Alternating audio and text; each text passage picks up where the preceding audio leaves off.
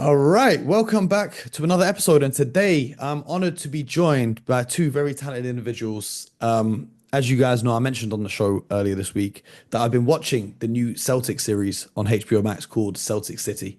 And as the resident number one fan of the Boston Celtics, it's been my favorite thing to watch.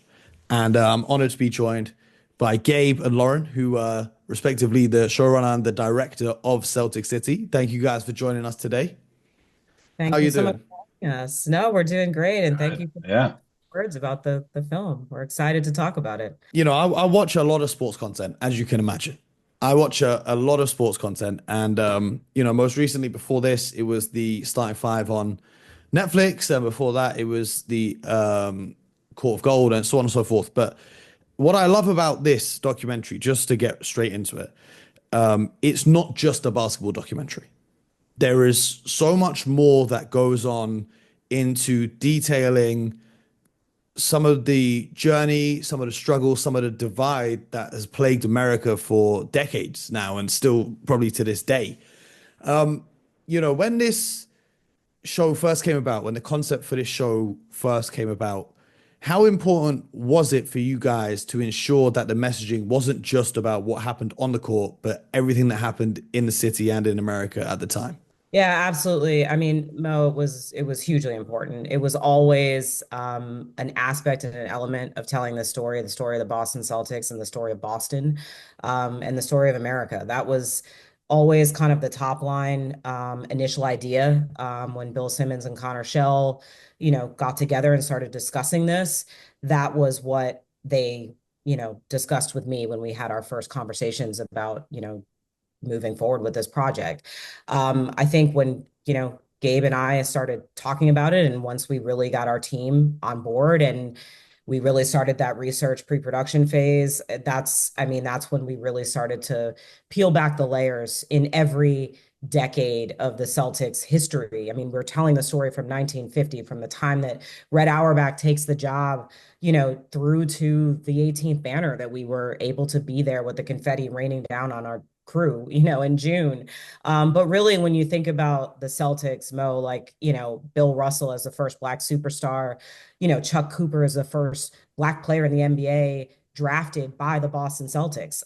They had all of these incredible milestones that were kind of pushing society forward, but we also were juxtaposing that with the images of busing in the 1970s and the violence that was erupting in Boston in the 1970s. So trying to unpack and explore that was always at the a top line for how we approach this, and we really got pretty deep into it through the production process.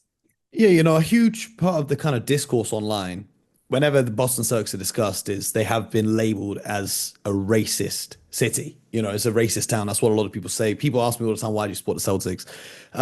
So to get that perspective from the players themselves, and also looking at other neighborhoods in the Boston area where it's not just white people, where there's different, races of people living. I thought that was very interesting perspective to get across because there's a lot of people who don't know just how diverse the city Boston actually is. But I just want to go back and just switch flows real quick. You mentioned, filming right up until winning the championship banner this past summer and the confetti raining down. If they hadn't won the championship, would this documentary have still come out, or would you have shelved it for next year or the year after or the year after? Like, what was the thought process with that? Yeah. We'll never know. We'll never know. But yeah, there was no discussion on, hey, if they lose to the Mavs, we are gonna, you guys get another year to do this thing. Yeah, it's something that Lauren and I like, yeah, we started thinking about like like how do you end this thing? Without a championship, but luckily for us and fans of the Celtics, didn't come to that, and we got our Hollywood ending. It was destined to be. Because I remember when the news first came out, like during the season last year, I think someone leaked it that there was a documentary being made about the Celtics, and everyone had jokes for days about, oh, they're going to be making a documentary about the Eastern Conference Finals. And I just sat back quietly and I said, okay, we're gonna see. We're gonna see. So I Oh yeah, appreciate you guys. we were filming during when they lost to the Heat in seven. Yeah. Like that's we were filming all the way back then, and yeah, the original air date, was for the summer right after this past championship. So like originally it was like, okay, you're only including one season. I don't think them losing in that Eastern Conference Finals changed anyone's calculus. It was more about just we wanted to get more into depth with the current team. Um, but yeah, no, sometimes you get lucky. Yeah, so sometimes it's destined. One thing I really loved about watching this series is like I'm kind of a nerd when it comes to like the camera shots used, but like the sound design and everything going on, right? So obviously you guys have the best equipment in the world, but you guys are using footage from the original Celtics games of Bill Russell running up and down the court. How did you get that to look so good? Because every time I've watched it, I've been watching it on like a VCR and it's like pixels moving on the screen and I'm trying to figure out who's who. Talk us through the process of going through those archives and making that work. Number one, we had incredible video editors. Our editors were phenomenal, and just like the care that they took with all of the edits, all of the formats, like you're talking about, like you just mentioned, it's 70, 77, almost 80 years of footage, right? And like through all of those formats, through all of those camera types, when we get to the 80s and you can barely make out what's happening, and there's just the quality of the footage is diminished, and we know that in the 90s. But yeah, we were able to really tap into all of, we had the NBA was one of our partners. They kind of opened their archive to us, but there was no magic in, we didn't up res or do anything. There was no AI used Oh to make wow. any footage look better. And I was really pushing that we keep everything in the original format. So you're going to see a lot of 4:3. Sometimes we're going to be 16:9. And then, all of our original photography is 2:3:9 aspect ratio with that kind of letterboxing, Mm. because I wanted there to be some continuity between when you're talking about this, episode one, and there's footage from the 1950s and 60s, and it's this beautiful film footage, and the 80s footage that looks pretty gnarly. And then you get into this beautiful HD era of the 2000s, and the current day. And that's, yeah, we just stayed true to the formats and we did the best we could to color grade. And, we obviously had great editors and a great post team to support that. I was watching it thinking this must be AI and how they've got to the old footage to look so good and so clear. So that's actually really interesting. I had no idea it was the original film going on. Maybe I should have asked this at the start, but for each of you guys, were you big basketball fans coming into this? Were you big Celtics fans coming into this? What was your perception of the NBA and the Boston Celtics before you started working on this project? Yeah. Gabe and I have very different experiences. Gabe, Yes. Gabe Yeah. is a rival. He's a I born and raised in New York City, and yeah, I was kind of raised from a early age to just dislike, Boston as a sports town, Boston sports teams. Baseball was my thing, so was the Red Sox. Was like, yeah, they were my arch enemy.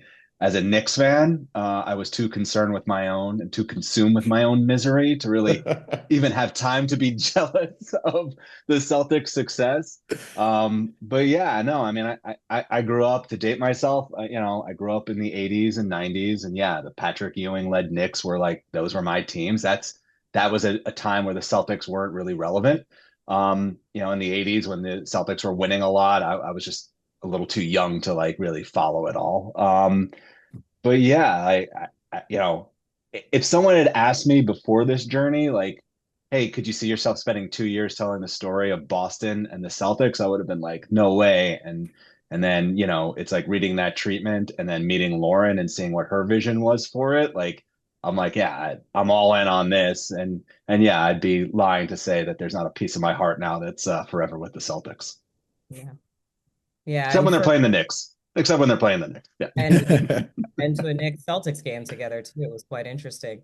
But for me, I grew up in Connecticut, and college hoops is everything here. UConn basketball, men's and women's. It's just like that's what I grew up on.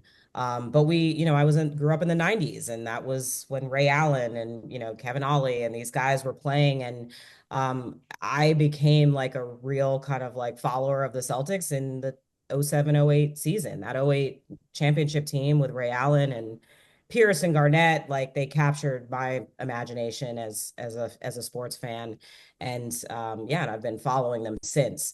But I would never claim to be a diehard, you know. And I think really my experience was in, you know, filmmaking and telling stories through, you know, the prism of, you know, society, culture, that intersection of sports and race, and that was kind of what drew me to this project. Was not just, okay, this would be really cool to direct this Boston Celtics documentary because I'm a huge fan. It was, wow, what an incredible story. Like the opportunity that we have here to really, you know, to build character and to explore American culture through this lens was really what drew me to it, and Gabe as well. Yeah.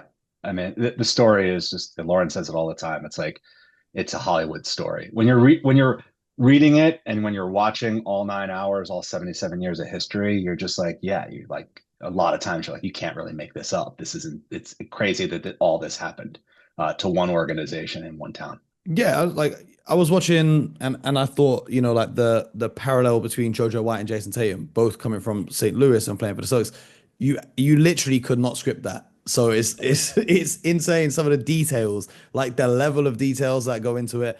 Um, what's the biggest thing that you guys learned throughout this entire 2 year process of creating this documentary that you maybe didn't know before, but that you kind of walked away from it thinking that's crazy?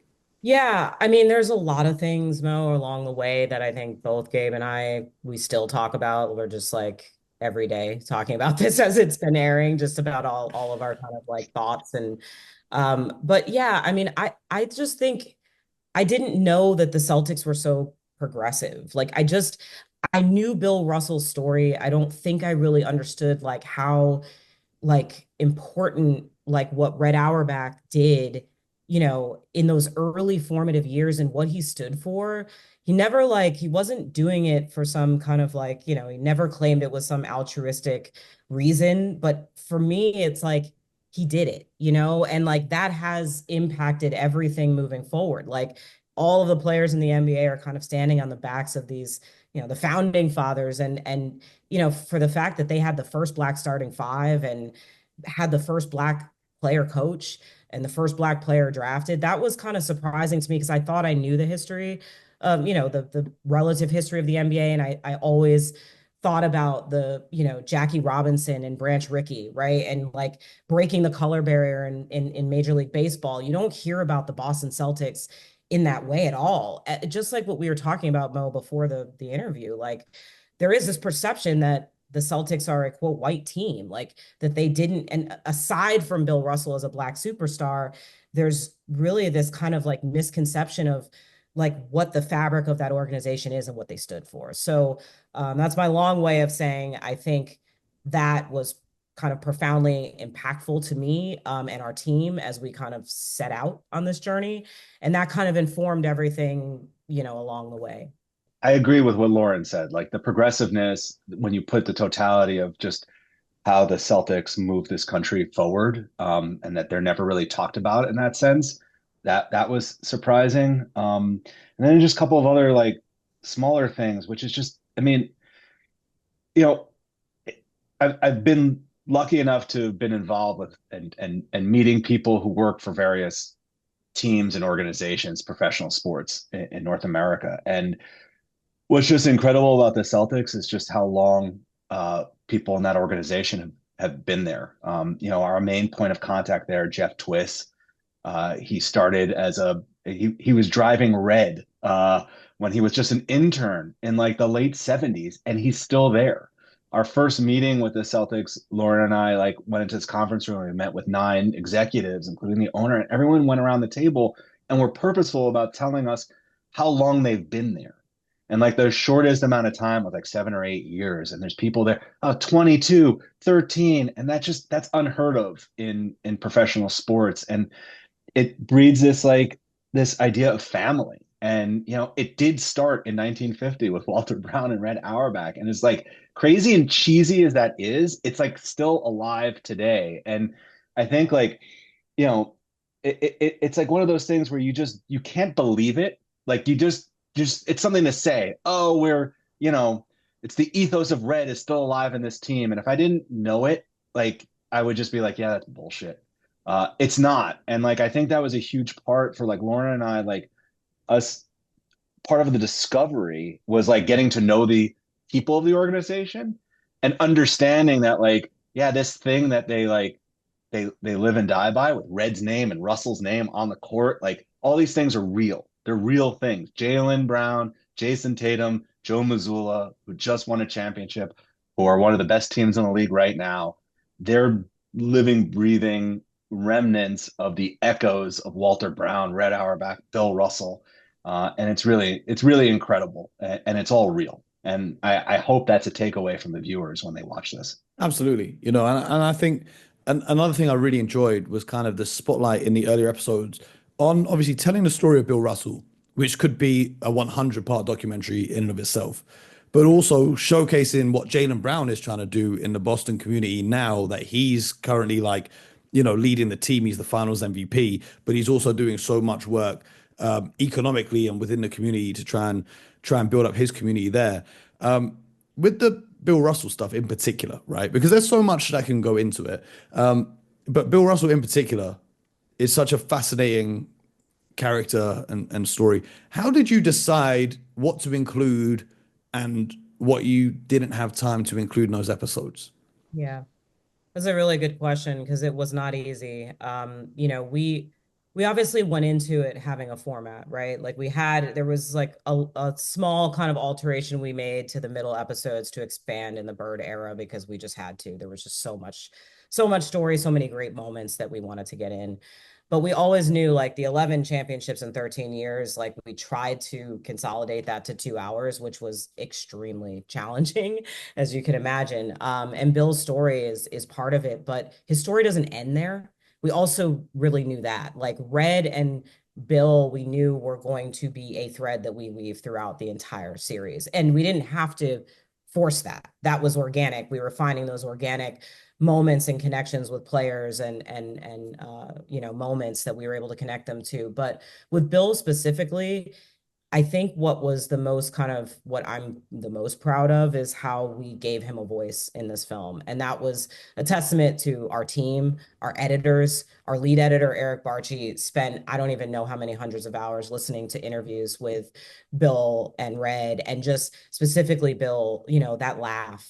When you hear him in the archival and he gives that pause and then just letting that play out. And yes, it's precious real estate to hear the snowball story that he tells at USF. But we fought for that. We were like, that is foundational ethos of what Bill stands for.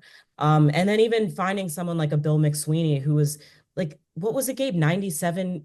Was he 97 years old? He's in his mid 90s. Yeah. I don't want to call the man out here. He was right. Yeah. a phenomenal interview, but the man, he co-wrote Bill Russell's first book. And like, I don't know how often people take the time to like, talk to these people who walked the path with Bill. Satch Sanders, who was, drafted in 1960 and played alongside Bill. And he doesn't often get the spotlight to talk about his own experience, but we were able to infer a lot about Bill through these people, through going to Roxbury, like you mentioned, the Black neighborhoods where he owned businesses and where he engaged with the community. So I hope that in those first 2 hours, and especially this next episode that's about to drop on Monday, episode 2 really gets into Kuzi has now retired. We're really getting into Bill's arc and kind of it's his team. How is he going to handle that, responsibility? But you'll see him throughout the series. And that was something that was super important to us. And just hats off to our edit team for just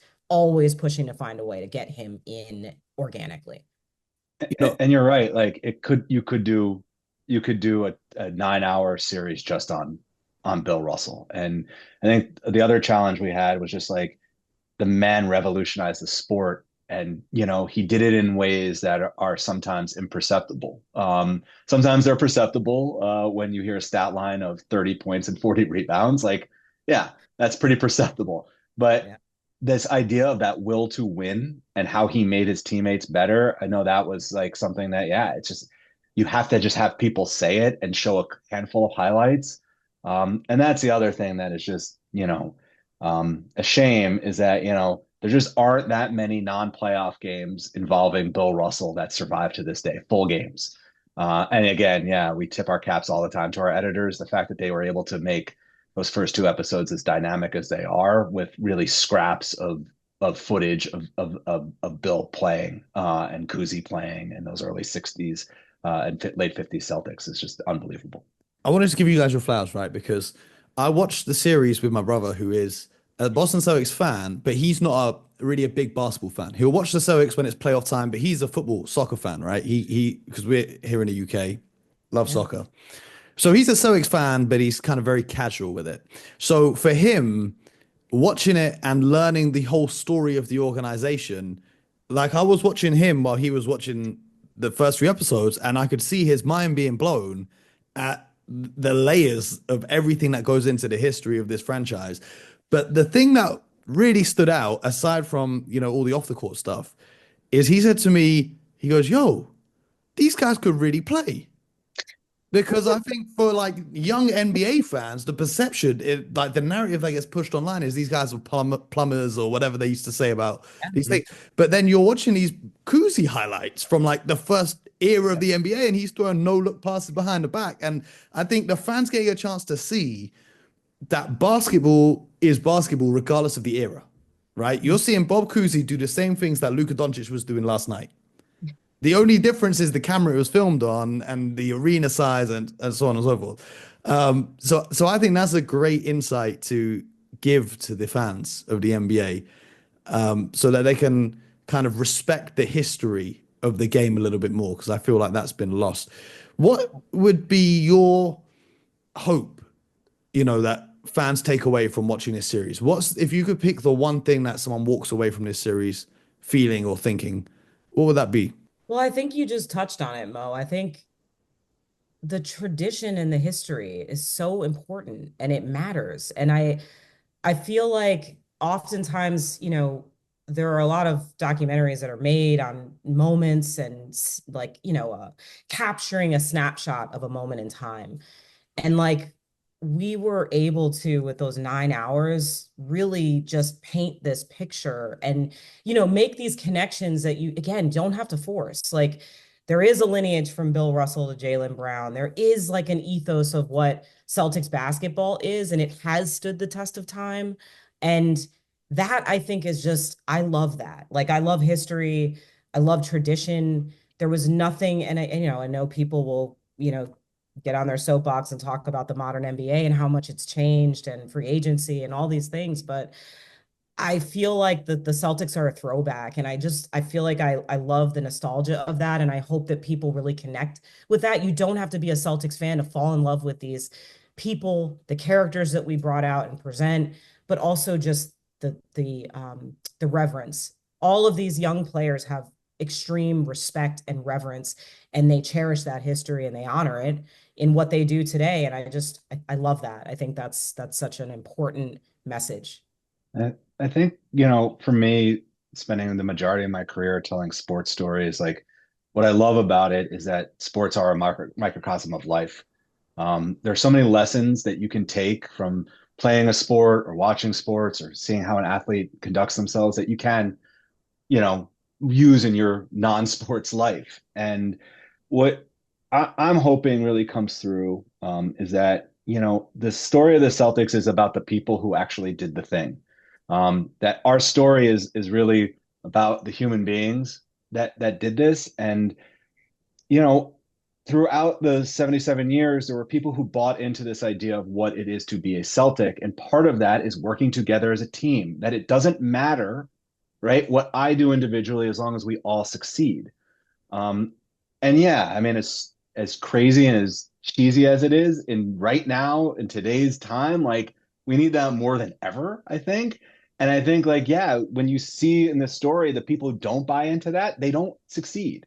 And we can, like, I do feel that like a lot of the stories that we tell, and like whether it's Larry Bird telling the story, Robert Parrish, Bill Russell, Paul Pierce, like it's really like everyone can relate to it. We've all, yes, have we ever hit a game-winning shot in a finals game? No, but we've all gone through the things. We've all had emotions and thoughts and feelings that these guys had. and went through, and then we all have to work with each other.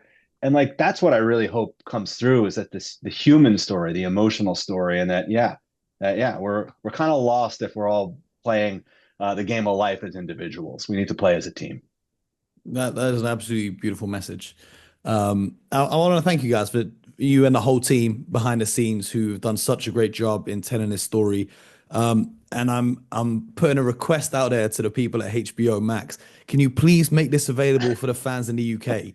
Because I have hundreds of Boston Celtics fans asking me where they can watch this, and HBO Max is not available in the UK. So I don't know what kind of deal needs to be worked out, but we got to make this happen because this story is too good not to share with the entire world, and not just as you said, not just. And we've just got confirmation now. They're looking at a UK rollout. Look at that! Look at that timing! Look at that! Look at the way the world works. Hey, Mo, quickly before we go, I want to know from you, like, who was your Celtic guy? Who was your guy, and what was the moment where you fell in love with this team? So my family lives out in Boston. Well, they did when I was a kid, right? And being growing up in the UK, I always thought, well, I'm going to support the Celtics because if I ever go to America, it will be to see my family in Boston. So it just makes sense. And that was during the time, the early 2000s where we weren't so good. So Paul Pierce was really my guy growing up. But Okay. as I became a fan of the NBA and I'm watching the whole league, the player I resonated most with was Kevin Garnett. Because when I was young, I was a little bit crazy, just like Kevin Garnett's a little bit crazy, right? So, we kind of played the game. I want to say I played the game in the same way as Kevin Garnett, but I'm not 7 foot and athletic like him, but the mentality was the same, right? So I remember the day that he got traded to the Boston Celtics. I was running around and celebrating like we'd won a championship. And I was like, how old was I? I think I was what, 14 in 2008, and I'm running around as if we won the championship already just by getting. But it's like my favorite team has now signed my favorite player, and then Wow. watching, and then they came to Europe for a preseason tour Hmm. before the '08 season, and that Kevin Garnett on that Celtics team was like my most cherished memories of watching basketball. Just the intensity because he came to the Celtics after spending most of his career somewhere else, but he embodied what it meant to be a Celtic. And then when you see the episodes about Larry Bird, how he was diving for every loose ball, even though he had a bad back, and then going to a hospital and then coming back to play the next day, Kevin Garnett embodied that spirit. And one of my favorite clips growing up was Bill Russell talking to Kevin Garnett, telling him, "You got to go get one of these now." And like watching that, obviously having researched and learned the entire history myself, being a fan of the team, that was really special. Obviously now it's great we've got the new guys, but I'm getting older, so I'm like, I'm looking back at like those '08 teams, like, damn, I'm really getting old now. I'm like, oh, okay. So that's my kind of affinity to it. I'll tell you what I found the most interesting in the entire thing, right? Was and I want to say spoiler alert, but you can't really spoil a documentary because history has happened. I mean, everyone knows what happened. But Right. where they were talking about Bird and McHale came to the end of their careers, right? And Red is saying, you guys are going to retire as Celtics. You've given everything to this team. I owe you that. And then Danny Ainge appears on the screen, said, I would have traded those guys because because obviously, as I just told you, that Kevin Garnett and Paul Pierce era was my favorite era. Hmm. At the time that Danny Ainge traded them to Brooklyn, I was so mad and I couldn't understand why you would do that. Like, come on, let Right. them finish their careers here where they belong. And now it makes sense that that decision had already been made in Danny Ainge's mind 20 years before he even took that job. And Absolutely. That's what I mean. You can't make this stuff up, Can't and make it up. it led to the championship last year. I mean, Ainge's exactly. fingerprints are all over this championship. I mean, Brad Stevens took it over the finish line, but like, yeah, that's what we're saying. Like, you just can't. Some of this stuff you can't write. Yeah. That's And that's why it's so important too, Mo, because like in a vacuum, looking at that Brooklyn trade, like, and I think a lot of fans felt that way, but does everyone know the history of Danny's decision making didn't begin there. It began in 1988 at this Christmas party. And so the fact that we had the ability to put that all together end to end so that you could see it with that context is like you don't get that opportunity to do that often. So we were really lucky, but that's so cool that yeah, Kevin Garnett was Yeah.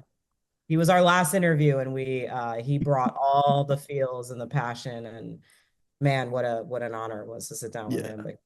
But I, I I genuinely believe that Kevin Garnett, even outside of sports, is one of the best storytellers on earth. Oh yeah. yes, On yes, earth, outside of sports, whatever it is about Kevin Garnett, he has just this unique charisma and personality in his way of and doing that. But I don't want to take up too much of your day. I want to thank you guys for taking the time to do this interview, but also for producing such an impactful documentary.